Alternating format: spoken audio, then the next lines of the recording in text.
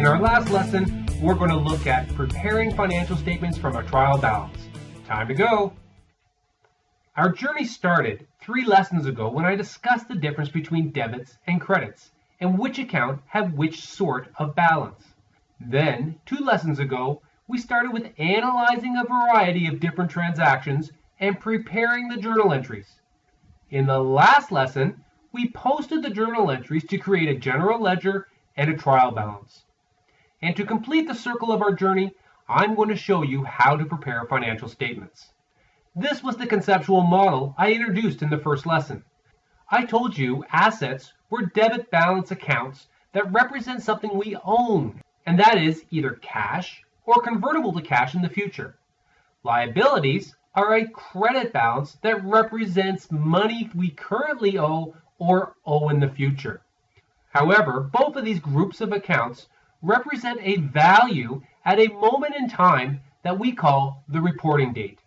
December 31st is probably the most common reporting date, though any day of the year could be a reporting date, as we saw with Home Depot and its February 2nd reporting date. So a balance sheet represents what the entity owns and owes at a reporting date. For this reason, you will notice that the title to the balance sheet reads as at December 31st, which is an intentional reference to a specific moment in time, in this case, midnight of December 31st. We also discussed that equity is a residual account. For this reason, it's conceptually the hardest for students to grasp and understand what is in here and what goes on. If you are wondering yourself, you aren't alone. So the accounting gods devised a number of different supplementary statements to include in a set of financial statements to better explain the equity section. The first of these statements is the statement of changes in equity. This statement gets no respect. Few people understand it, and if accounting students make an error, it's most likely to happen here. There are basically 2 types of transactions that go through this statement: capital transactions and income transactions.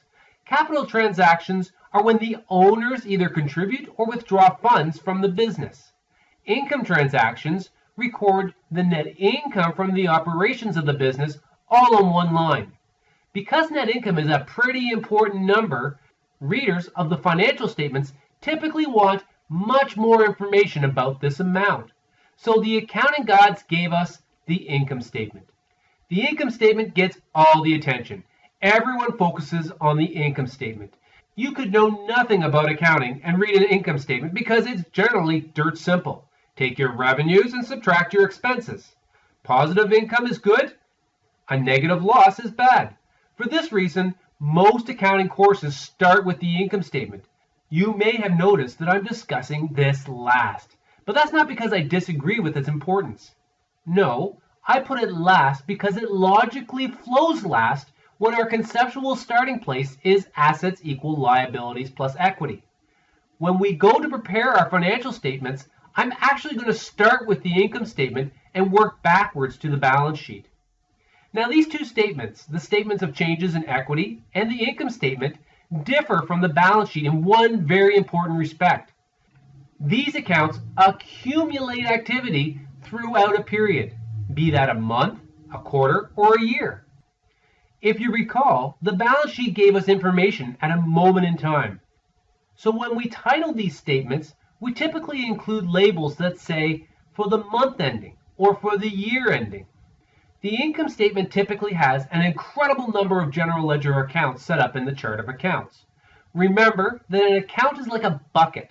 It accumulates transactions for everything from sales to specific customers to meals and entertainment expenses for specific employees. The last important point for me to tell you is that these income statement accounts get cleared each year. In other words, we dump these buckets out once a year at the end of the year. And in doing so, the account starts from 0 at the beginning of the next fiscal period, which makes sense if you think about it.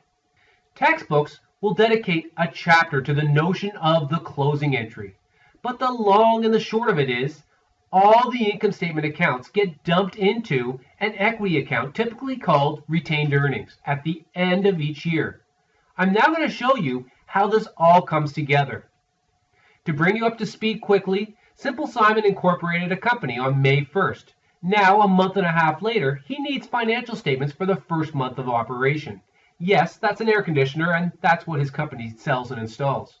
Our last lesson left off with the preparation of this trial balance. We had 13 journal entries to post in the month of May.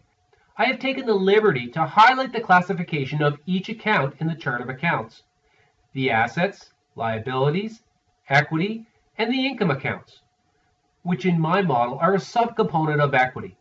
The balances in column O are our closing balances. So now we are ready to begin drafting our financial statements. First, I'm going to hide all the columns with my journal entries, just so that I can fit this all in one screen. You shouldn't need to go back to them for this exercise.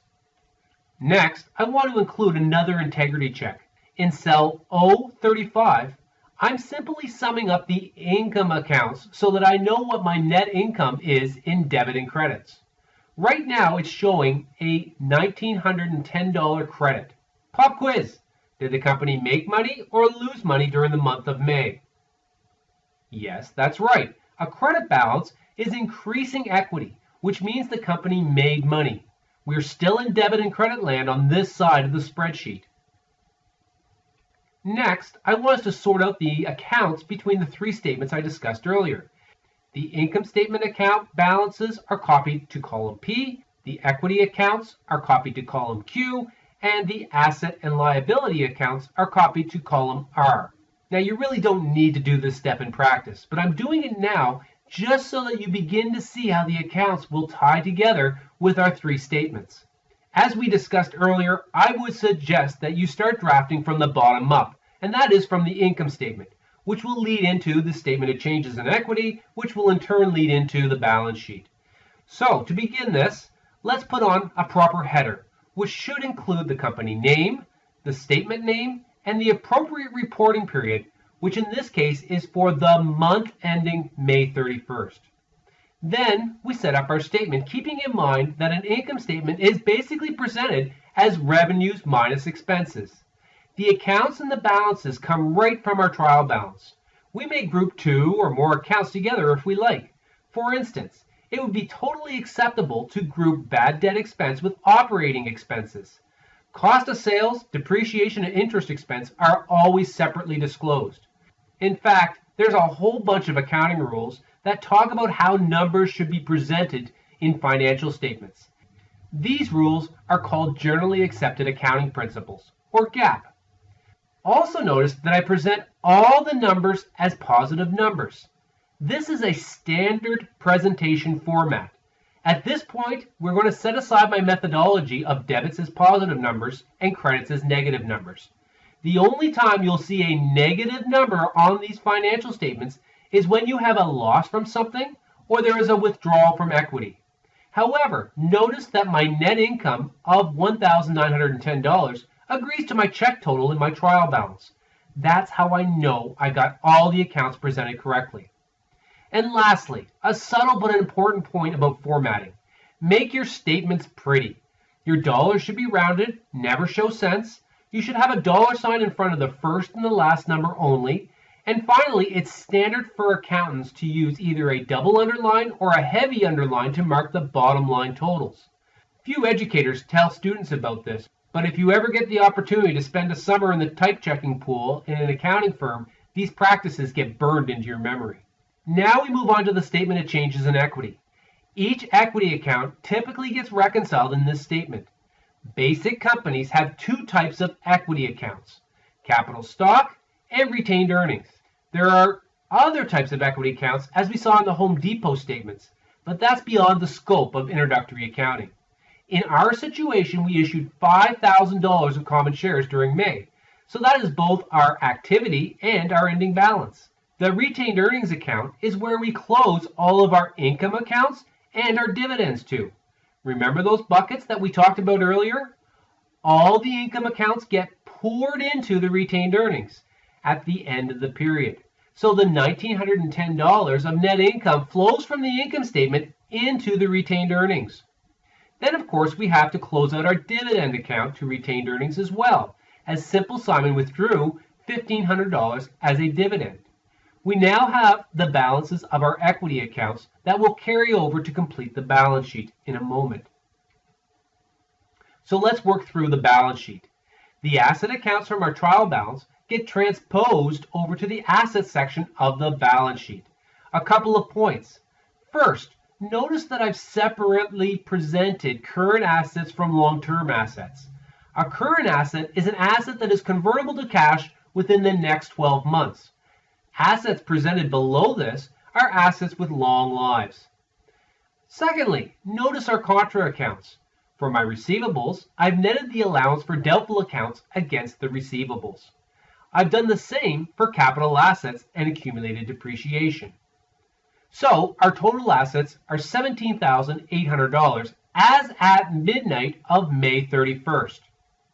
Next, our liabilities, which are presented the same way as our assets in that they are broken out between current and long-term. Amounts owing within the next 12 months are classified as a current liability. Those owing after 12 months are classified as long-term liabilities. And finally, the moment of truth, the equity section. If your statement of changes in equity was prepared correctly, it should be a matter of transposing the ending balances of capital stock and retained earnings over to the balance sheet. And that's it. You're done. And if you've done everything correctly, your balance sheet should and must balance. If it doesn't, you've made a mistake somewhere along the way. Wow, that was pretty cool how it all came together like that, huh? The only way for you to really learn this is to do it for yourself. If you encounter any challenges at any stage of the process, you may want to refer back to these video lessons. So what did we just learn? Once you have your trial balance, you can begin preparing a set of financial statements. Start by sorting your accounts into the 3 statements to which they pertain. Remember to set up your net income integrity check. Then we start with drafting our income statement. At this point, we abandon my debits are positive numbers and credits are negative numbers. When you are drafting financial statements, all balances show as positive numbers unless the account is in an abnormal position, such as a loss from something or a negative withdrawal from equity. Your balances represent all the activity that occurred during the reporting period. Next, you prepare the statement of changes in equity. Calculate the continuity of the various equity accounts, remembering to close the income statement and the dividends to retained earnings. And finally, prepare your balance sheet. Remember to net the contra accounts for presentation purposes and separate the long-term assets and liabilities from the current ones. Keep in mind that the balance sheet represents the balances of each of these accounts as at the reporting date, which is a specific moment in time. If your balance sheet balances, then there's a high probability that you've got all your balances reported in the right places. Don't forget to format your statements and make them look pretty. This is as much a communication exercise as it is an accounting one. Finally, if you want to practice your journal entries more, I've literally got an app for that. Download General Ledger, an innovative game to learn accounting, to your electronic device today. It also connects you with the resources on my website. Have some fun with it, and in no time at all, you'll be master of the debits and the credits. That's all for this lesson, but be sure to look for other courses I've developed to help you grow your accounting and finance skills further. Until next time, don't stop to get to the top. When you get to the top, don't stop.